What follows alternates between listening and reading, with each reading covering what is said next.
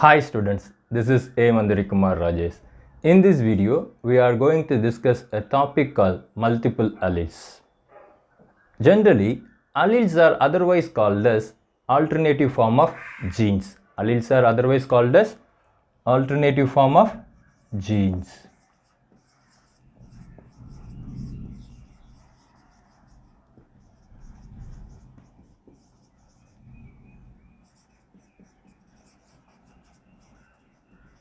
Alternative form of genes. For example, capital R is a gene which is responsible for the seed shape, which is responsible for the trait seed shape. So, in capital R, we have two possibilities. In capital R, in gene capital R, we have two possibilities. They are the capital R, another one is small r. So capital R is the dominant allele which is responsible for the trait round seed. So small r is the recessive one which is responsible for the trait wrinkled seed. So alleles are alternative form of genes. Alleles are alternative form of genes. So capital R or small r is contrasting to this gene. So small r is contrasting to the capital R or capital R contrasting to the small r. So alleles are otherwise called as contrasting genes. Alleles are otherwise called as contrasting genes. Then three or more kinds of alleles which are present on the same locus of an individual chromosome, that condition is referred as multiple alleles. That condition is referred as multiple alleles. I explain with an example. So, in a Mendelian cross, in a Mendelian inheritance, a given locus of a chromosome was occupied by two kinds of genes. For example, capital R, which is responsible for the round, small r, which is responsible for the wrinkle character, which occupies the same locus, of an individual chromosome. It occupies the same locus of an individual chromosome. Then it is a normal gene. It is a recessive allele. It is a normal allele.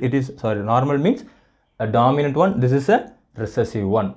But still, it is more possible, or it is possible that the normal allele may show still many mutant forms in a P. This normal capital R can show more number of mutant forms in P. Actually, capital R is a dominant one. Small r is derived from the capital R while during mutation.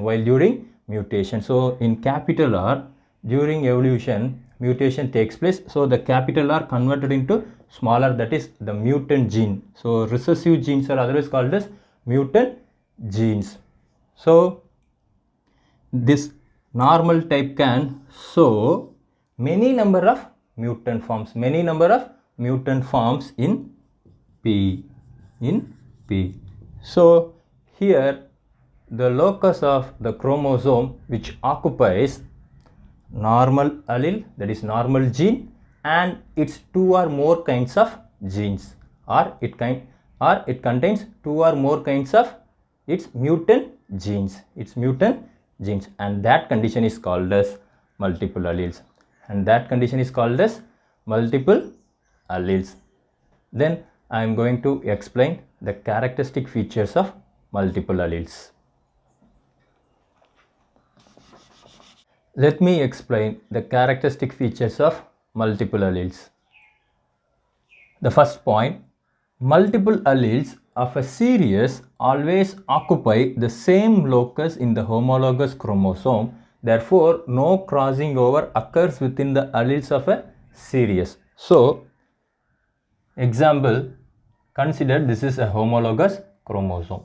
It is a homologous chromosome. So, multiple alleles of a series. So, this is one allele S1. This is S2. This is S3. The same locus will be occupied by the same alleles. The same locus occupied by the same allele. So, here also it contains S1, S2, S3. So, here there is no possibility of crossing over takes place because all of them are linked together. So, there is no possibility of crossing over. So, obviously it shows the parental combination. That is the second point. So, multiple alleles are always responsible for the same character. The same character means the parental combination, because here the crossing over is absent, because the reason is the genes are linked together, Then the third point, the wild type alleles of a series exhibit the dominant character, whereas the mutant type will influence dominance or an intermediate phenotypic effect. So, the normal allele, that is the dominant allele, always express the dominant character, while in the case of mutant allele or recessive allele, it can influence the dominant character or it shows the intermediate effect. Or character. Then the fourth point, when any two of the mutant multiple alleles are crossed, the phenotype is always the mutant type. If suppose we make a cross between two mutant alleles, that is recessive alleles, so the result will be the phenotypic of that individual shows the mutant type, the recessive type, and it not shows the wild type. The phenotype of the individual does not shows the wild type trait. So, when any of the two mutant multiple alleles are crossed, the phenotype is always the mutant type, not the wild type or the dominant type. So, these are the 4 points which are given in our book about the characteristic features of multiple alleles. Then I am going to explain the self-sterility in Nicotiana. It is an example of multiple allele. So, please wait a minute. In plants, multiple alleles have been reported in association with self-sterility or self-incompatibility. Incompatibility means they are not able to work together, or they are not able to live together, or they are not able to exist together. So, that is called incompatibility. So, self-sterility means that the pollen from the plant which is not able to germinate on its own stigma,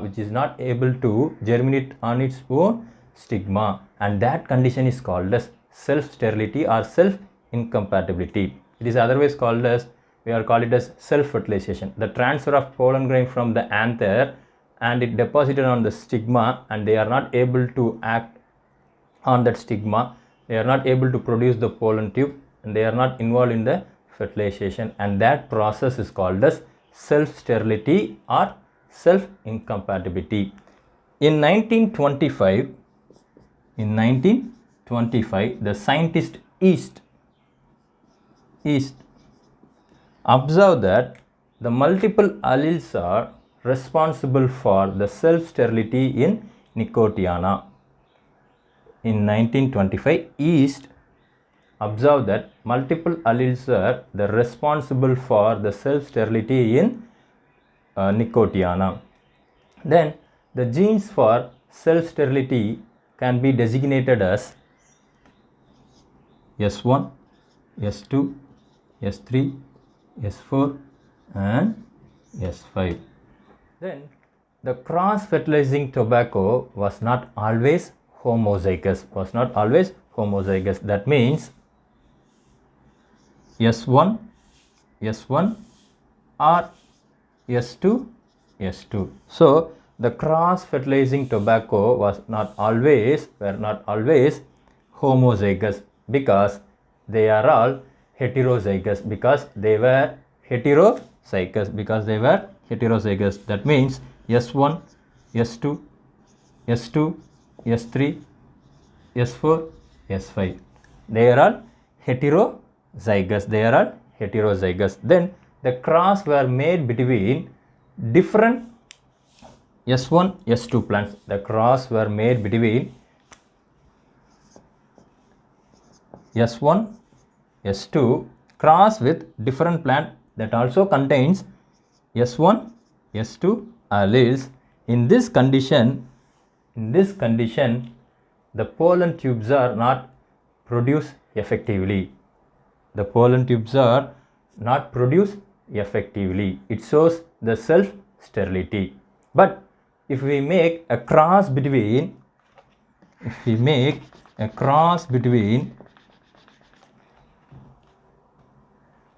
S1, S2 and S3, S4, it shows the effective development of pollen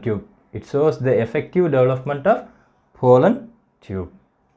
Then I am going to explain the process self-sterility in Nicotiana with a tabular column, how it takes place in Nicotiana. I am going to explain that process. Let me explain the self-sterility in Nicotiana with the help of this tabular column. How that self-sterility takes place in Nicotiana. So I am going to explain that process by making a cross between these two series of alleles. So in the column it has a female parent, that is the stigma spot. In the rows I have plotted the male parent pollen source.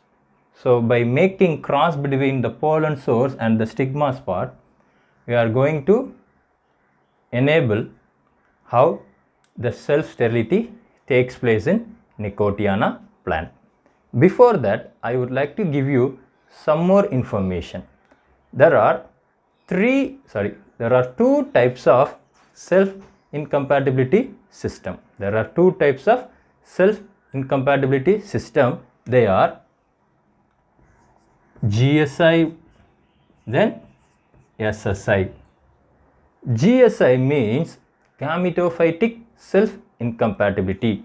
GSI means gametophytic self-incompatibility system. Then SSI means sporophytic incompatibility system.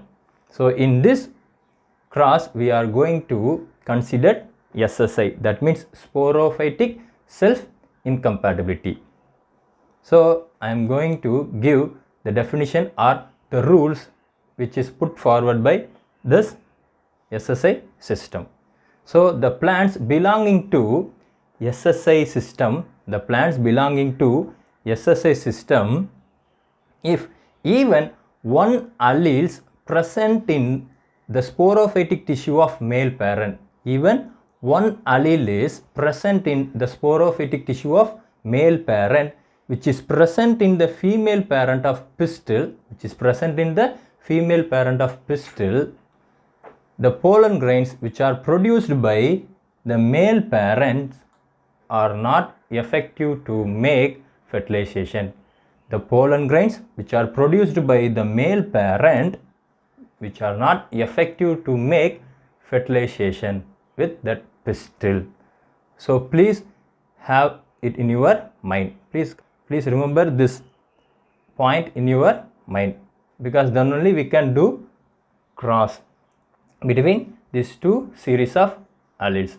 So finally I am going to tell you which are the factors which is responsible for the self-sterility in Nicotiana, because that series, S series, that is that alleles which are present in the locus S, this alleles which are present in the locus S on the chromosome. So they are responsible for the cell sterility, and it contains some chemicals, which are present on the S locus, and they are responsible for the cell sterility in Nicotiana. That chemicals are responsible for cell sterility in Nicotiana. I will explain, or I will tell you which are the chemicals which is responsible for cell sterility in Nicotiana in last video session, that means in last lecture of mine.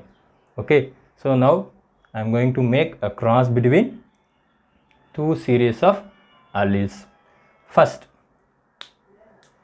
I am going to make cross between these two series of alleles, S1, S2, S1, S2. So male parent, that is male parent and female parent contains same type of alleles, I told you, even one allele present in the male parent which is present in the female, they are not able to produce fertile pollen. So it contains two type of same alleles. So here we could able to find self-sterile. That means the pollens are not effective in the fertilization. So self-sterile. Then S1, S2 going to cross with S2, S3. So here S1 and S2, here it contains S2. So it is not possible to produce fertile pollen when crossed with S2, S2. So they are sterile. Then it contains S1 here and S2 there. It contains S1 here and S2 there. So, and that condition also they are not able to produce fertile pollen. So S2 cross with S3, then again S3 cross with S1. So here we can able to find only two fertile pollen. Then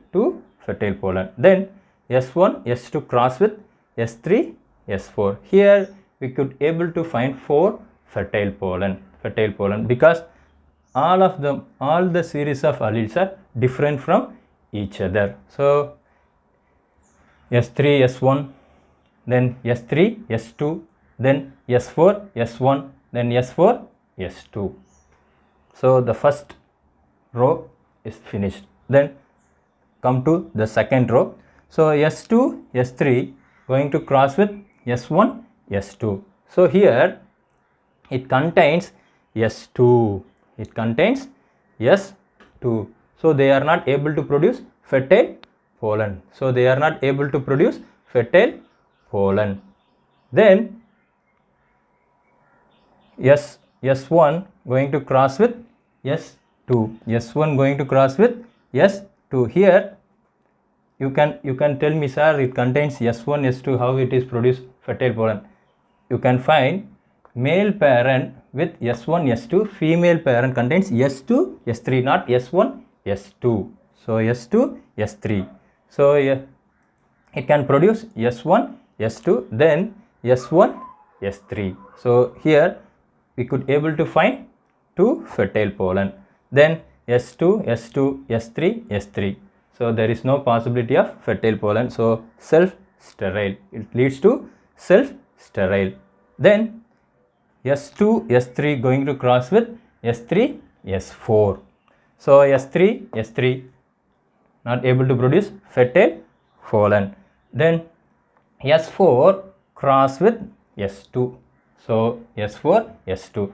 S4 cross with S3. So S4, S3. So the second row also finished. Then the third row. Here it contains the allelic series S3, S4. In male parent it contains S3, S4. So S3, S4, S3, S4, it leads to self-sterile. Then S3, S4 going to cross with S1, S2.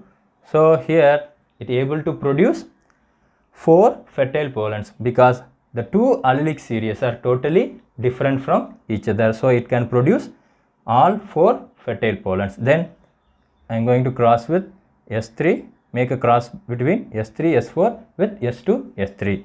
So here S3, S3 it contains, so they are not able to produce fertile pollen. So S2 cross with S3. So S2, S3. Then S2 cross with S4. So it contains S2 and S4. This is how we have to make a cross in Nicotiana to make fertile pollen, and we can identify in which column they produce the sterile pollen. So I have explained the tabular column how the Nicotiana tobacco produce fertile pollen and sterile pollen.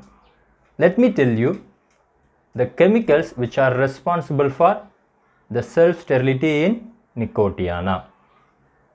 Let me tell you the factors or chemicals which are responsible for self-sterility in Nicotiana plant.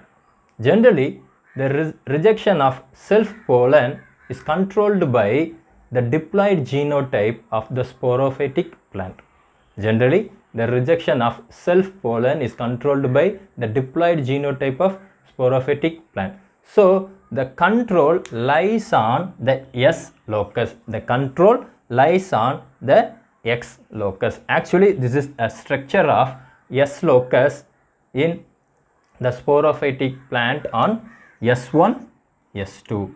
S1, S2. Actually, it is a structure of S loci on sporophytic plant S1, S2.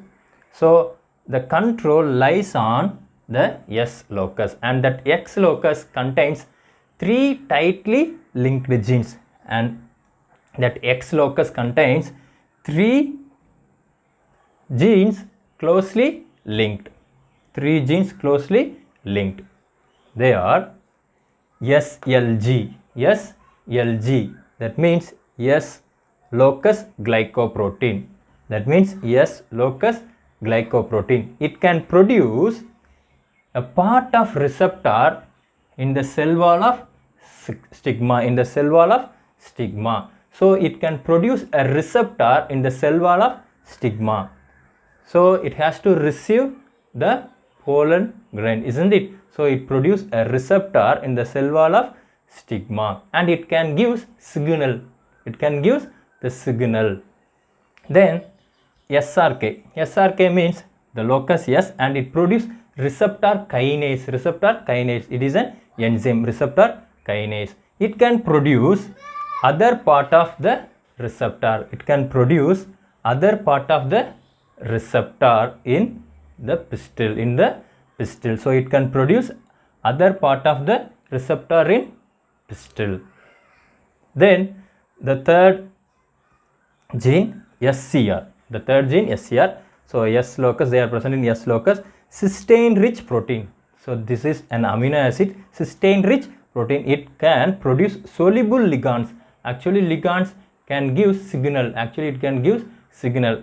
Actually the pollen tube and stigma interaction, the pollen tube and stigma interaction is actually done by the chemicals, chemical interaction, chemical signaling. So here it produces soluble ligands. It can give signals. So soluble ligands for the same receptor which is secreted by the pollen, which is secreted by the pollen. Then how the self-fertilization takes place? So in S1, S2 plant, they have this SCR1 or SCR2. So it can produce SCR1 or SCR2. So wait a minute. So in S1, S2 pollen producing sporophytic synthesis both SCR1 and SCR2 for incorporation in both S1 and S2 pollen grains. If either SCR molecule can bind to either receptor on the pistil, kinase, this kinase triggers a series of events, that leads to the failure of germination of pollen grain, that leads to the germination of pollen grains. So this kinase only triggers some event while making a cross between S1, S2 cross with S1, S2. So this is how the self-sterility or self-incompatibility takes place in Nicotiana. I hope this information will helpful for you. If you have any doubt, please clarify with me. Please stay home and stay safe. Thank you very much for watching this video. Thank you.